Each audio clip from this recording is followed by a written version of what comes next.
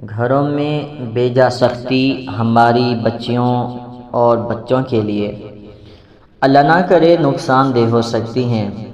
جتنا گھٹن زدہ، سخت اور پابندیوں میں جکڑا ماحول ہوگا، اتنا ہی معصوم ذہنوں کا باہر کسی میٹھے اور شیریں لہجے پر بھروسہ کرنا آسان ہوتا جائے گا۔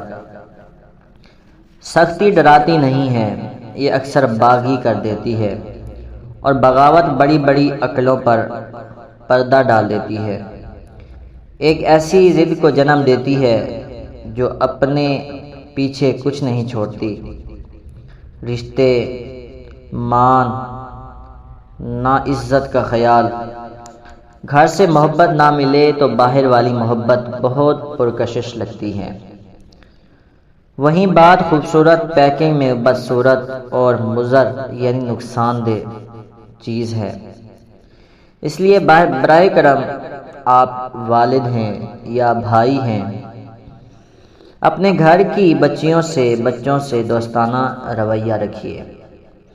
بہنوں سے شفقت اور محبت والا تعلق بنائیے۔ بھائیوں سے شفقت اور محبت والا انداز اپنائیے۔ ایسا تعلق جس میں بھائی بہنیں اور دیگر اقربا مسلمان آپ کے نام سے تھر تھر کانپنے کی بجائے دنیا کو آپ کا نام لے کر ڈرانے والے بنے۔ ان کو اعتماد دینے کے ساتھ حوصلہ افزائی کیجیے تاکہ ان کے لیے دنیا کے ساتھ سر اٹھا کر چلنا آسان ہو۔ نرمی اور حکمت کے ساتھ انہیں اپنا ہر اصول و قانون سمجھائیے۔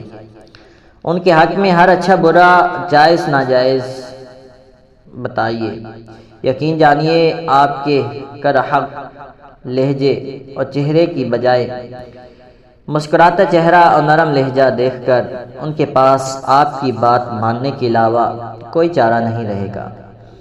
آپ کو دیکھ کر کونوں کھندروں میں چھپا جا رہا ہے تو اسے اپنا رعب و دبدبا سمجھ کر فخر کرنے کی بجائے اپنا رویہ اتنا بہترین بنائیں کہ سارا دن آپ کے آنے کا بے صبری سے انتظار کیا جائے، تاکہ یہ چہرے آپ سے اپنی اور اپنی دنیا کی ہر بات بلا خوف و خطر شیئر کر سکیں۔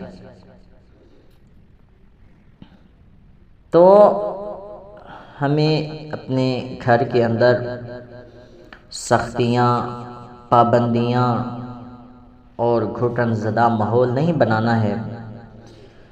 ہاں، جو ہمیں شریعت نے اختیار دی ہیں تو ہم ان چیزوں کو نافذ کریں گے، نہ کہ اتنی آسانی دے دینی ہے کہ شریعت کا دائرہ ہی پار ہو جائے۔ ہاں، اپنے بھائیوں کو، بہنوں کو، بھتیجوں کو، بھانجوں کو اور جو بھی اقربا ہیں یا مسلمان ہیں، تو اگر ہم ان سے دوستانہ تعلق رکھیں گے، محبت بھرا انداز اپنائیں گے، تو لوگ ہمارے اکٹھے ہوں گے، نہ کہ ہم سے دور ہوں گے۔ جب ہم اپنے لہجوں میں سختی کو پیدا کرتے ہیں اور ہمارے لہجے کی وجہ سے قوم دور ہو جاتی ہے اور ہم علیحدہ بیٹھے ہوتے ہیں، تو ہمیں سب سے پہلے تو اپنے لہجے کو نرم کرنا ہے، کیونکہ میرے نبی صلی اللہ تعالی علیہ وآلہ وبارک وسلم کا لہجہ مبارکہ نرم تھا۔ اسی لیے تو ساری کائنات میرے آقا علیہ الصلوۃ والسلام کی ہے، اور میرے آقا علیہ الصلوۃ والسلام کے صدقے ہی ہماری بخشش ہونی ہے، اور آقا علیہ الصلوۃ والسلام کے صدقے ہی آج ہم اگر دنیا پر کوئی گناہ کرتے ہیں تو ہمیں سزا نہیں ملتی۔ پہلی کی امتیں جیسے ہی گناہ کرتی تھی تو ان کو فوراً سزا مل جاتی تھی، لیکن یہ ہمارے نبی رسول کریم احمد مجتبی نور خدا صلی اللہ تعالی علیہ وآلہ وبارک وسلم کا کرم ہے کہ جن کی بدولت آج ہمارے چہرے سلامت ہیں۔